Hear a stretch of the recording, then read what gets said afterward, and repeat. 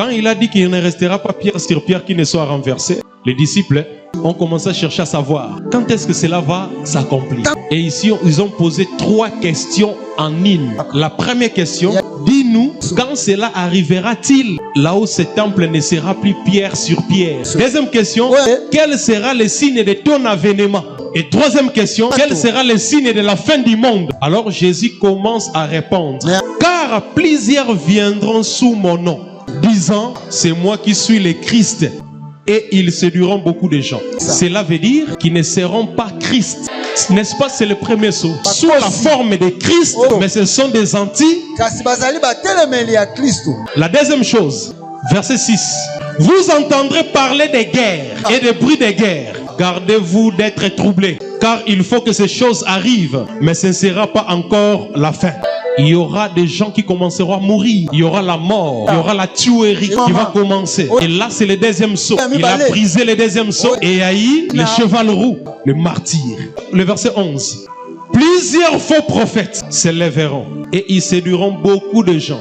Ici, il nous parle de la séduction qui va venir. Or, dans le troisième saut, l'Antichrist avait la balance de la tromperie. Retournons au verset 9. Regarde. Alors, on vous livrera au tourment et l'on vous fera mourir et vous serez haïs de toutes les nations à cause de... Or, ceux qui portent le nom de Jésus, ce n'est pas les Juifs, mais on va vous haïr à cause de mon nom. C'est le 4e saut où on va persécuter l'église qui va rester. Verset 26. Si donc on vous dit, voici il est dans le désert, n'y allez pas. En quelque lieu que soient les cadavres, là s'assembleront les aigles. Je pense que cette écriture, je vais expliquer ça même après. Là où seront les cadavres, là s'assembleront les aigles. Parce que si je vous explique maintenant, beaucoup de gens vont dire faux. Attendez, hein? Ça je promets. Prenez le verset 15 et le verset 16.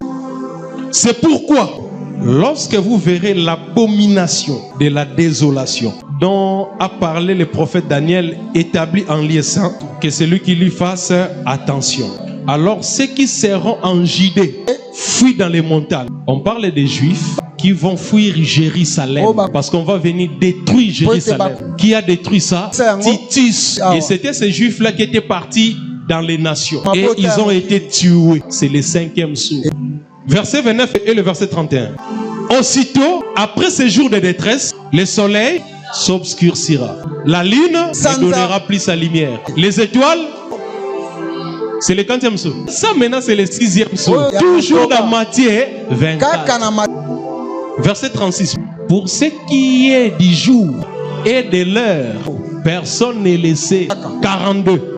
Veillez donc, puisque vous ne savez pas quel jour votre Seigneur viendra. Je n'ai pas encore parlé du 7e saut, mais je vous dis, le 7e saut, c'est ça. C'est l'heure, la date de la venue du Seigneur Jésus. Donc, déjà dans Matthieu 24, Jésus avait brisé le premier, le deuxième, le troisième, jusqu'au 7e.